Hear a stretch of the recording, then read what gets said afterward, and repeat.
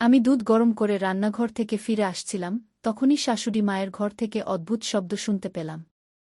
আমার শাশুড়ি বারবার বলছিল, এখন থামো, আমি ক্লান্ত হয়ে গেছি।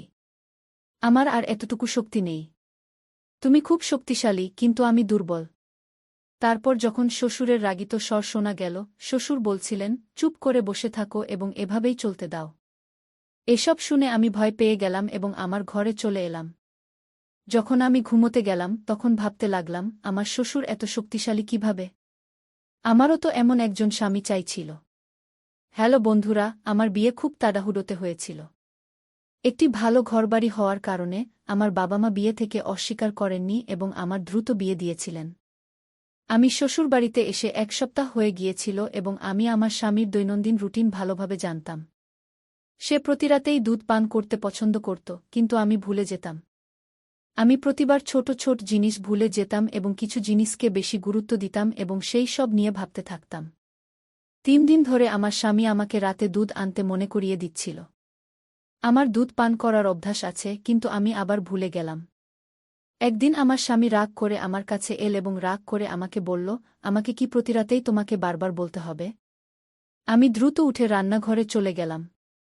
আমার শাশুড়ি আমার ঘরে ছিল। যখন আমি দুধ গরম করে ফিরে আসছিলাম তখন শাশুড়ি শ্বশুরের ঘর থেকে অদ্ভুত শব্দ আসছিল। শাশুড়ি বারবার বলছিলেন, এখন থামো, আমি ক্লান্ত হয়ে গেছি। আমার আর শক্তি নেই। তুমি খুব শক্তিশালী, কিন্তু আমি দুর্বল। তারপর শ্বশুরের রাগত স্বর শোনা গেল, তুমি কি একটু থামতে পারো না? এসব শুনে আমি হতভম্ব হয়ে গেলাম এবং আমার ঘরে চলে এলাম। যখন আমি ঘুমোতে গেলাম তখন ভাবতে লাগলাম, আমার শ্বশুর এত শক্তিশালী কিভাবে? আমারও তো এমন একজন স্বামী চাইছিল, কিন্তু আমার স্বামী খুব তাড়াতাড়ি ক্লান্ত হয়ে যেত। এই ভাবতে ভাবতে আমি ঘুমিয়ে পড়লাম। সকালে যখন আমি উঠলাম তখন আমার শাশুড়ি রোজের মতো ঘরের কাজ করছিলেন। তার আচরণ একদম স্বাভাবিক ছিল। এমন মনে হচ্ছিল না যে তিনি রাতে এই সব করছিলেন। আমার শ্বশুর একদিন তাড়াতাড়ি কাজ থেকে বাড়ি এলেন এবং সঙ্গে সঙ্গে শাশুড়িকে ঘরে ডেকে নিয়ে গেলেন। আমি খাবার বানালাম এবং আমার শাশুড়িকে ডাকতে তার ঘরের কাছে গেলাম। দরজায় পৌঁছে তাদের আওয়াজ শুনে আমি হতবাক হয়ে গেলাম। রাতের খেলা আবার শুরু হয়ে গিয়েছিল। শাশুড়ি বলছিলেন, থামো, আমি ক্লান্ত হয়ে গেছি। এসব শুনে আমি ভয় পেয়ে গেলাম এবং রান্নাঘরে ফিরে এলাম। যখন আমি রান্নাঘরে এলাম তখন ভাবছিলাম, আমার শ্বশুর কি খান যে এত শক্তিশালী হয়ে যান? আধ ঘন্টা পরে আমি আবার তাদের ঘরে গেলাম এবং আবার সেই একই আওয়াজ শুনতে পেলাম। এখন আমি ভাবছিলাম, শ্বশুর এত শক্তিশালী হওয়ার রহস্য কি? এখন আমি জানতে চাইছিলাম, আমার শাশুড়ি তাকে প্রতিদিন কেন মানা করেন? 15 মিনিট পরে শাশুড়ি ঘর থেকে বেরিয়ে এলেন। যখন তিনি বেরোলেন তখন তার মুখে কিছুই দেখা যাচ্ছিল না, কিন্তু 2টি হাত কোমরে ছিল এবং তিনি বলছিলেন, এই কোমরের ব্যথা কখন সেরে উঠবে? এ শুনে আমি আমার হাসি চেপে রাখতে পারলাম না। এখন আমি জানতে চাইছিলাম, শাশুড়ি তাকে কি দেন? আমার নজর আমার শাশুড়ির উপর ছিল। আমার স্বামী তাদের থেকে খুব আলাদা ছিলেন। তিনি তাড়াতাড়ি ঘুমিয়ে পড়তেন এবং আমি আমার স্বামীর ভালোবাসার আকাঙ্ক্ষা রাত জাগতাম। তখনই আমার নজর শাশুড়ির ঘরের উপর যেত। তাকে দেখে আমি অবাক হতাম যে তিনি এই বয়সেও কিভাবে মজা করতে পারেন। স্বামী তো ঘুমিয়েছিলেন, কিন্তু আমি ভাবছিলাম, আমার স্বামীও যদি আমার শ্বশুরের মতো হতেন। তাদের দরজার কাছে শাশুড়ির আওয়াজ শোনা যাচ্ছিল, এখন থামো, আমাকে ছেড়ে দাও। এ শুনে আমি খুব অস্বস্তি বোধ করলাম। তারপর আমি ভাবলাম, আমাকে তাদের ঘরে গিয়ে দেখতে হবে যে তারা আসলে কি করেন এবং শাশুড়ি শ্বশুরকে কি খাওয়ান। আমি এটি জানার চেষ্টা করলাম, কিন্তু কিছুই জানতে পারলাম না। তারপর আমি ভাবলাম, সেই জিনিসটি ঘরে লুকানো থাকবে। তাই আমি দেখতে চাইছিলাম তারা এখন কি করেন। তারপর আমি উঠে শাশুড়ি শ্বশুরের ঘরে চলে গেলাম। ঘরে আলো জ্বলছিল, এর মানে তারা ঘুমোচ্ছিলেন না। জানালা থেকে আওয়াজ আসছিল, শাশুড়ি বলছিলেন, তুমি আমাকে এই বয়সেও ছাড়ছ না? তুমি জানো এখন আমি ক্লান্ত হয়ে গেছি। শ্বশুর বলছিলেন, একটু সহ্য করো, তারপর তোমার ব্যথা থাকবে না। কিছুক্ষণের জন্য শাশুড়ি শান্ত হয়ে গেলেন। আমি জানালা দিয়ে দেখার চেষ্টা করলাম, কিন্তু পর্দা টানা ছিল। আওয়াজ শোনা যাচ্ছিল, কিন্তু কিছু দেখা যাচ্ছিল না। এটি দেখে আমি হতাশ হয়ে গেলাম এবং আমার ঘরে ফিরে এলাম। আমিও আমার বিছানায় এসে ঘুমিয়ে পড়লাম। তখনই আমার স্বামী রাগ করে বললেন, এই সময় কোথা থেকে আসছ? তার প্রশ্ন আমাকে হতবাক করে দিল। আমি তার দিকে ভালো করে তাকালাম, তখন স্বামী তার বিছানা থেকে উঠে দাঁড়ালেন এবং আমার দিকে অদ্ভুত দৃষ্টিতে তাকিয়ে বললেন, তুমি আমার সম্পর্কে কি ভাবছ? আমি ঘুমোচ্ছি, তাই তুমি কিছুই করবে এবং আমার কিছুই জানা থাকবে না। স্বামীর তারা আমাকে বিরক্ত করেছিল। তারা বলল, সত্যি বলো তুমি কোথায় গিয়েছিলে? আমি তৎক্ষণাৎ বললাম, আমার ভাল লাগছিল না, মাথা ব্যথা হচ্ছিল, তাই আমি বাইরে উঠানে চলে গিয়েছিলাম। এখন তুমিই বলো, এতে কি ভুল আছে? আমি একটু জোরে বললাম। সে এক মুহূর্তের জন্য চুপ থাকল এবং বলল, বাইরে উঠানে যাওয়ার কি দরকার ছিল? পরের বার যখন তোমার মাথা ব্যথা করবে আমাকে জাগিয়ে দিও। তোমার একা বাইরে যাওয়ার দরকার নেই। এটা বলেই তারা আবার ঘুমিয়ে পড়ল। জানি না আমার মনে কি চলছিল, আমি তাদের ভালোবাসার জন্য তৃষ্ণার্ত ছিলাম, কিন্তু নিজে থেকে তাদের কাছে যাওয়ার সাহস পাচ্ছিলাম না। সেই রাতে কখন ঘুম এসেছিল আমি নিজেই টের পাইনি। এখন আমি শাশুড়ির ঘর থেকে দিনরাত একই আওয়াজ শুনতে পাচ্ছিলাম এবং ভাবছিলাম এটা কি করছে। পরের দিন আমার স্বামী বলল, আমি 3 দিনের জন্য বাইরে যাচ্ছি। যখন সে আমাকে এটা জানাল, আমার মাথায় একটি চমৎকার ধারণা এল। আমি ভাবলাম, দেখি আজ তাদের ঘরে কি হচ্ছে। আমার শাশুড়ি সন্ধ্যায় খাবার খাওয়ার পর বাইরে হাঁটতে যাচ্ছিল এবং তারা দুজনেই পরস্পরের সাথে কথা বলছিল। আমি তাদের দেখে অবাক হয়ে যেতাম যে এই বয়সেও তারা একে অপরের সাথে সময় কাটায়। তাদের এবং আমার জীবন খুব আলাদা ছিল। তারা এই বয়সেও পূর্ণ জীবন যাপন করছিল আর আমরা আলাদা ছিলাম। সেদিন আমি দ্রুত আমার সব কাজ শেষ করলাম এবং আমার শাশুড়ি শ্বশুরের ঘরে চলে গেলাম। আজ আমি শাশুড়ির ঘরে লুকিয়ে সত্যি জানার চেষ্টা করছিলাম। আমার শ্বশুর তার স্ত্রীকে খুব ভালোবাসেন এবং তাকে খুব খুশি রাখেন। আমার স্বামী আমাকে ততটা খুশি রাখতে পারে না, তাই আমি জানতে চেয়েছিলাম আমার শ্বশুর এমন কি খান যা তাদের এত শক্তিশালী করে তোলে। আমি এটা আমার স্বামীকে দিতে চেয়েছিলাম। এটা দেখার জন্য আমি সেই রাতে তাদের ঘরে লুকিয়েছিলাম। সেই রাতে আমি যা দেখলাম তাতে আমি হতবাক হয়ে গেলাম। আমি তাদের কোনো শর্ত ছাড়াই দেখছিলাম। কিছুক্ষণ পর আমি উঠে দাঁড়ালাম এবং তাদের কাছে গেলাম। তারা আমাকে অবাক হয়ে দেখছিল, তাদের বিশ্বাসই হচ্ছিল না যে আমি তাদের ঘরে আছি। পরের দিন আমার স্বামীও বাড়িতে ছিল না এবং এখন আমি আবার সিদ্ধান্ত নিলাম যে আমি রাত কাটাবো আমার শ্বশুরের ঘরেই। সম্ভবত এটা আমার শাশুড়ির জানা ছিল, তাই সে রাগ করে আমাকে বলল, আজ রাতে তুমি যদি আমাদের ঘরে আসো, তাহলে আমার থেকে খারাপ কেউ হবে না। এটা শুনে আমি খুবই বিরক্ত হলাম। ঠিক তখনই আমার শ্বশুর সেখানে চলে এলেন। আমাদের কথা বলতে দেখে তিনি আমাদের দিকে এলেন এবং আমার দিকে তাকালেন। তারপর আমি মৃদু স্বরে বললাম, মা আমাকে রাতে ঘরে আসতে মানা করছেন। এটা শুনে আমার শ্বশুর খুব রেগে গেলেন এবং রাগত স্বরে তার দিকে তাকিয়ে বললেন, বুকে মানা করো না। তার উপর আমার ঠিক ততটাই অধিকার আছে যতটা তোমাদের উপর আছে।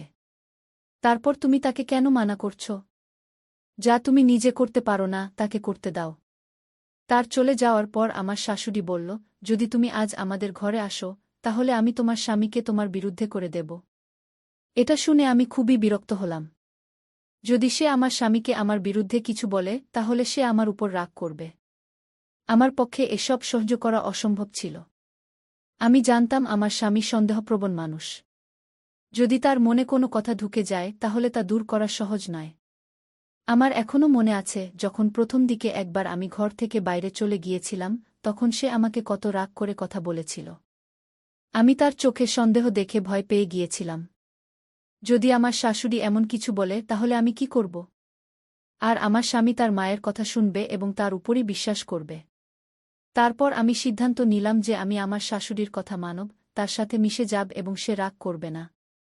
সে আমার স্বামীকে আমার বিরুদ্ধে করার চেষ্টা করবে না। আমি রাতের খাবারের পরপরই আমার ঘরে চলে গেলাম এবং ঘুমিয়ে পড়লাম। আমি খুব খুশি ছিলাম যে গতকাল আমি আমার শ্বশুরের ঘরে গিয়েছিলাম এবং তাদের দেখে আমি আনন্দ পেয়েছিলাম। কিন্তু যখন আমার শাশুড়ির আচরণের কথা মনে পড়ল, আমি চুপ হয়ে গেলাম। ঠিক তখনই দরজায় কড়া নাড়ল। আমি দরজা খুললাম, সামনে আমার শ্বশুর দাঁড়িয়েছিলেন। তিনি আমাকে অবাক হয়ে দেখলেন এবং বললেন, আজ তোমাকে আমার ঘরে আসার কথা ছিল, এখনও কেন আসনি? তার কথায় আমি ভাবনায় পড়ে গেলাম এবং বললাম, আজ আমার শরীর ভালো নেই। আমার শ্বশুর কিছুক্ষণ আমাকে শান্তভাবে দেখলেন, তারপর বললেন, আমি জানি তুমি কেন মানা করছ। তুমি সম্ভবত তোমার শাশুড়ির ভয়ে এসব বলছ। চিন্তা করো না, আমি তাকে বুঝিয়ে দিয়েছি। এখন আমি তোমার জন্য অপেক্ষা করছি। যখন আমি তার ঘরে গেলাম, আমি খুব খুশি হলাম এবং তারা আবার সেই একই কাজ করছিল। আমার শাশুড়ি গতকালের আগেই ক্লান্ত হয়ে পড়েছিল। কিছুক্ষণ পর তার শ্বাস ছোট হয়ে এল এবং বলল, আজ আমার শরীর ভালো নেই, আমি আজ এসব করতে পারব না। ঠিক সেই মুহূর্তে শ্বশুর বললেন, তোমার কি সমস্যা হচ্ছে? দিনের পর দিন তুমি আমাকে খুব কম সময় দিচ্ছ এবং দ্রুত ক্লান্ত হয়ে পড়ছ। এখনই এখানে এসো। এখন যদি তুমি চুপ করে না বসো, তাহলে আমার চেয়ে খারাপ কেউ হবে না। তারপর আমার শাশুড়িও আমাদের সাথে চলে এল। আমরা বেশ কিছুক্ষণ ধরে এটাই করতে থাকলাম। কিছুক্ষণ পর আমার শাশুড়ি একপাশে সরে গেল এবং বলল, এখন আমার কাজ শেষ। আমার আর সাহস নেই। তারপর আমরা দুজনেই এটাই করতে থাকলাম এবং বেশ কিছুক্ষণ পর যখন আমি ক্লান্ত হয়ে পড়লাম, তখন আমার শ্বশুর নিজেই আমাকে বললেন, তুমি খুব ক্লান্ত হয়ে গেছ। এখন আমরা এই কাজ বন্ধ করি এবং কাল ছুটি নিই। এটা শুনে আমার খুব দুঃখ হল যে তারা কাল রাতে কাজ করতে পারবে না। এই ভাবছিলাম যে দরজায় কড়া নাড়ল। দরজা খুললে আমার শ্বশুর বাইরে দাঁড়িয়েছিলেন। তিনি আমাকে অদ্ভুত দৃষ্টিতে দেখলেন এবং বললেন, আজ তুমি খুব সুন্দর দেখাচ্ছ। আমি তার প্রশংসায় লজ্জা পেলাম। তিনি বললেন, চলো আজও কাজ করি। ঘরে এসো, আমি তোমার জন্য অপেক্ষা করছি। আমি তার ঘরে চলে গেলাম এবং তারপর আমরা তিনজনই সেই কাজ করতে লাগলাম যা গত 2 দিন ধরে করছিলাম। এখন আমার মন বলছিল যে আমাকে এই কাজ প্রতিদিন করা উচিত। পরের দিন আমার স্বামীও বাড়ি ফিরে এলেন। স্বামী আসার পরই তিনি আমাকে তার অস্থিরতাপূর্ণ প্রেমের গল্প শোনাতে লাগলেন। আমার ছাড়া তিনি কতটা অস্বস্তিতে ছিলেন এবং আমি সেখানে কত কিছু মিস করছিলাম। আমিও তার কথায় খুব খুশি হলাম যে শেষ পর্যন্ত সে আমার অনুভূতি বুঝতে পেরেছে এবং আমার অভাব অনুভব করেছে। তারপর আমি আমার মাথা তার বাহুতে রাখলাম এবং আরামে ঘুমিয়ে পড়লাম। এখন আমি প্রতিদিন স্বামীর ঘুমানোর পর শ্বশুরের ঘরে যেতাম। তারপর আমরা মধ্যরাত পর্যন্ত এটাই করতাম। এক রাতে যখন আমি শাশুড়ি শ্বশুরের ঘর থেকে ফিরে আমার ঘরে এলাম, তখন আমার স্বামী খুব রেগেছিলেন। আমার স্বামী আমাকে বললেন, আমি তোমাকে বলেছিলাম যে রাতে ঘর থেকে বেরিজো না, কিন্তু তুমি আমার কথা মানোনি। এখন সত্যি সত্যি বলো তুমি কোথায় গিয়েছিলে? আমি তার পাশে বসলাম এবং বললাম, আমি তোমার মায়ের ঘরে গিয়েছিলাম। এটা শুনে তিনি আশ্চর্য হয়ে গেলেন। তুমি এতক্ষণ আমার মায়ের ঘরে কি করছিলে? তিনি আমাকে সন্দেহের দৃষ্টিতে দেখলেন। আমি বললাম, আমার তার সাথে কাজ ছিল তাই গিয়েছিলাম। এরপর তিনি চুপ রইলেন এবং কিছু বললেন না। এখন দ্বিতীয় বা তৃতীয় দিন যখন আমি আমার শাশুড়ির ঘরে সুখ নিতে যাচ্ছিলাম, এবারও তারা ঘুমাননি, তখন আমার স্বামী আমাকে জিজ্ঞাসা করতে লাগলেন যে তুমি মায়ের কাছে কি কাজ করতে যাও? আমি কিছু না বলেই যেতে লাগলাম, কিন্তু আমার স্বামী আমাকে টেনে বিছানায় ঠেলে দিলেন এবং রেগে বলতে লাগলেন। আমি তাকে এত রেগে দেখে ভয় পেলাম এবং তাকে বলতে যাচ্ছিলাম যে দরজায় কড়া নাড়ল। আমার স্বামী গিয়ে দরজা খুললেন। সামনে আমার শ্বশুর ছিলেন। তার আমার স্বামীর সাথে কিছু কাজ ছিল, তাই তিনি তার ছেলের সাথে চলে গেলেন। আমি একটা গভীর শ্বাস নিলাম এবং শান্ত হলাম। তারপর কিছুদিন পর এক রাতে যখন আমি শাশুড়ি শ্বশুরের ঘরে গেলাম, তখন সম্ভবত আমার স্বামী ঘুমাননি এবং তিনি আমাকে খুঁজতে খুঁজতে সেই ঘরে চলে এলেন। সামনে আমাদের এমন করতে দেখে তিনি হতবাক হয়ে গেলেন। যখন তিনি আমাদের এক পায়ে দাঁড়িয়ে পূজা করতে দেখলেন, তখন তার মুখ থেকে তীব্র আওয়াজ বের হল, কি হচ্ছে? তখন আমার শাশুড়ি তার অন্য পা মাটিতে রাখল এবং সোফায় বসে বলল, তোমার বাবা কতদিন ধরে এই পূজা করছেন? তার কথা হল যে এক পায়ে দাঁড়িয়ে এইভাবে পূজা করলে ঈশ্বর প্রসন্ন হন এবং মানুষ যা চায় তা সব পায়। আমি দ্রুতই ক্লান্ত হয়ে পড়ি, কিন্তু তোমার স্ত্রী এবং বাবা দীর্ঘসময় ধরে এই কাজ করেন। জানি না কেন এই দুজন ক্লান্ত হন না। এটা শুনে আমার স্বামী আমার দিকে হেসে তাকালেন এবং বললেন, আমার স্ত্রী খুব ভালো এবং কখনো ক্লান্ত হয় না। তিনি খুশি হয়ে এমন বললেন। এটা শুনে আমি লজ্জা পেলাম, কিন্তু তারপর আমার স্বামী সবাইকে বোঝালেন যে এই ধরনের অন্ধবিশ্বাস রাখা ঠিক নয়। যদি সত্যি মন থেকে ঈশ্বরের পূজা করা হয় তাহলে সব ঠিক হয়ে যাবে। বেশ বুঝানোর পর আমার শ্বশুর মানলেন এবং তারপর একজন সাধারণ মানুষের মতো আচরণ করতে লাগলেন। এখন তিনি সকালে স্নান করে ঈশ্বরের ধ্যান করতে লাগলেন এবং আমরাও নিজেদের সংশোধন করলাম এবং ভালোভাবে থাকতে লাগলাম। তাই বন্ধুরা, আজকের গল্প এটাই ছিল। গল্পটি কেমন লাগলো কমেন্ট করে জানাও এবং চ্যানেল সাবস্ক্রাইব করতে ভুলো না।